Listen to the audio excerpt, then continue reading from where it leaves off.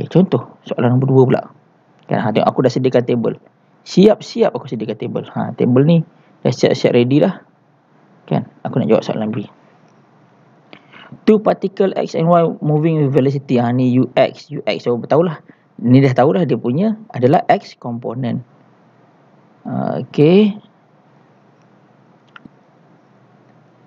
So equal to the mass of Y. Find the velocity of two particle after the collision. So again, benda-benda information yang kat sini, kita ada velocity UX, velocity UY, initial velocity, and then dia kata elastically.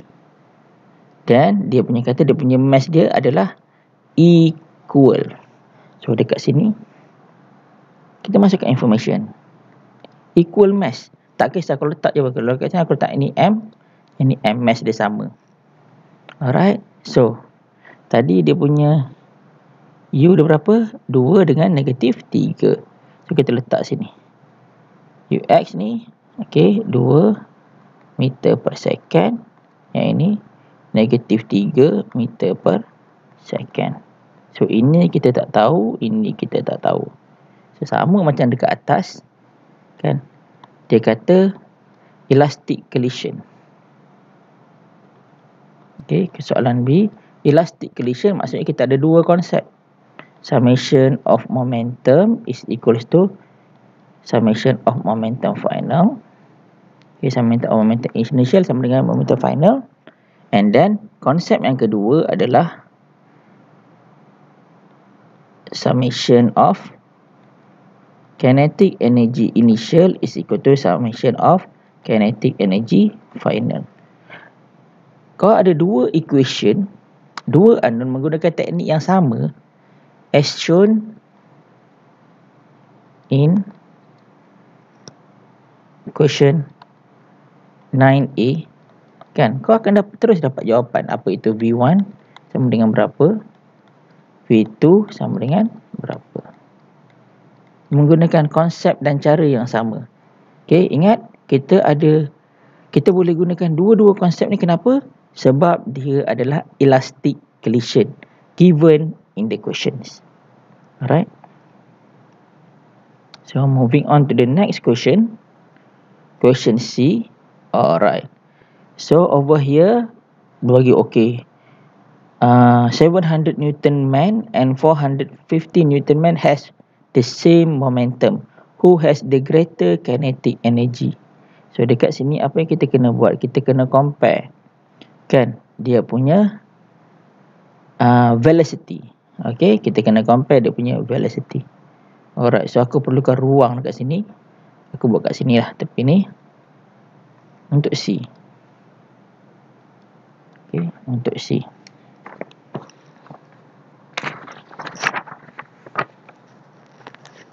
Okay, given the question, kan, kata momentum dia sama. So momentum bagi man sama dengan momentum bagi woman. So kita ada equation momentum adalah mv lah. mv, so m man, v man is equals to m woman, v woman. Alright. So ini kita tahu sebab momentum dia sama. Tapi dekat sini kita information yang diberi kepada kita adalah dia punya weight. Kan, dia bagi kat kita adalah dia punya weight. So weight dia 700. Weight bagi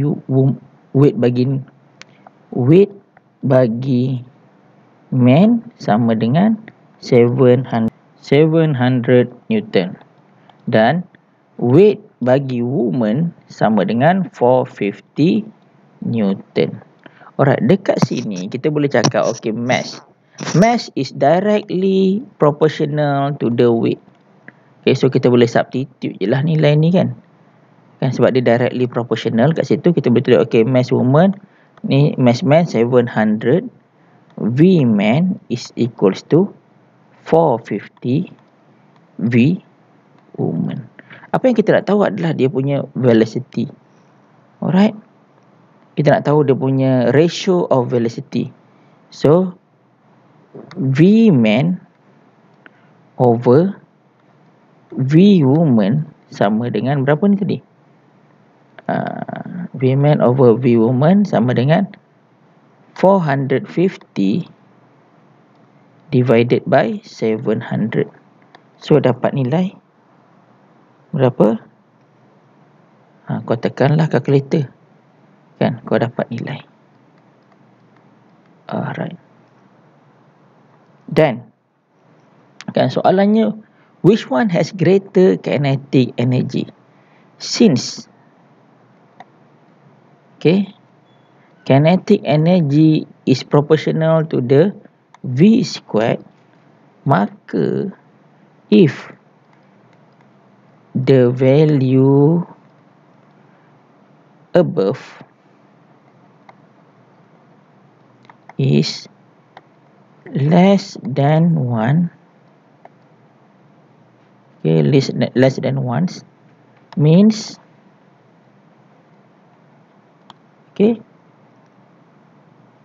the kinetic energy for man will be lesser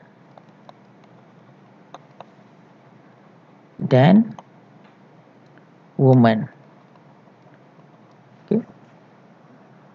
And vice versa.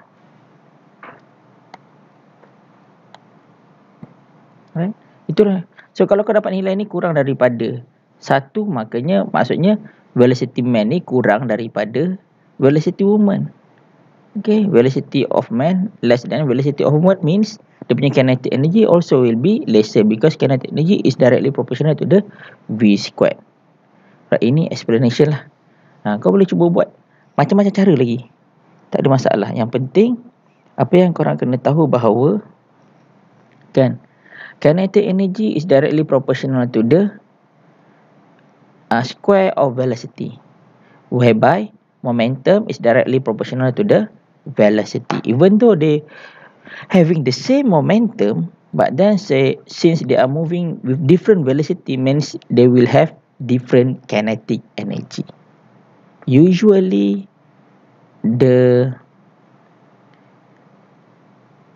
lighter particle ataupun lighter person will have greater kinetic energy than heavier person since they are moving faster. Alright. Okay. Boleh faham kalau tak faham, ulanglah balik video ni sampai korang faham. Okay. Ada satu lagi cara yang selalu digunakan untuk kita buat comparison macam ini. Cara ini dikenali sebagai ratio method. Tolong highlight ratio method ni. Ratio method ini banyak digunakan untuk kita buat comparison. As example, dalam soalan ni juga boleh diselesaikan menggunakan ratio method. Sebagai contoh dalam soalan ni kita nak buktikan kinetic energy, siapa yang lebih besar, ratio method. So macam mana caranya? Aku pakai pen lain. Ratio method ini cara lain tapi cara yang lebih aku suka pakai lah. So bila kita nak comparekan satu nilai, kita just divide saja, ratiokan dia. As example, kinetic energy man divide by kinetic energy woman. So kita tahulah kalau nilai ini lebih daripada 1, maksudnya man lagi besar. Kalau katakan kurang daripada 1, maksudnya woman lebih besar kinetic energy dia. So kita start dari half mv squared over half mv squared. Ini v woman, ini v man. Okay, kita buat macam ni. Alright, so kita substitute nilai yang kita tahu.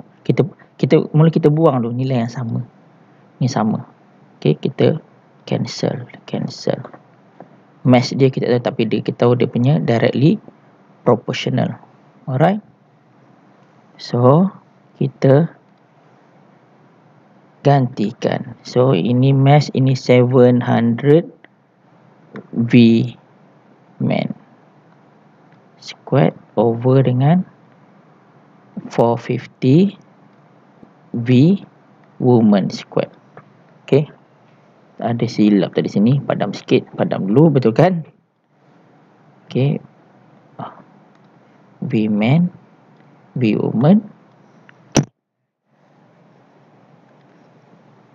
So kat sini kita nak kena gantikan nilai ni. Macam mana kita nak gantikan dia? Kan, kita dapatkan apa yang tadi kita persamaan tadi, persamaan. Okay, half, okay, sorry, momentum bagi man sama dengan momentum bagi woman. So 700 V man is equals to 450 V woman, right? Okay, V woman. So kita dapat V man over V woman sama dengan 450 over 700. Makanya substitute saja nilai ni. Kan? Dah dapat nilai ni. Nampak nilai ni? Okay, sub into this.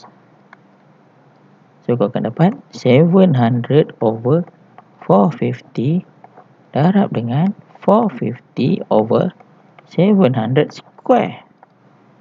So kau akan dapat nilai. Kan, ini ratio method. Kan, macam mana explanation kau nak buat kat sini? If the ratio of, ni explanation dia. So if the ratio of km over kw is greater than 1, means km is greater than k woman. But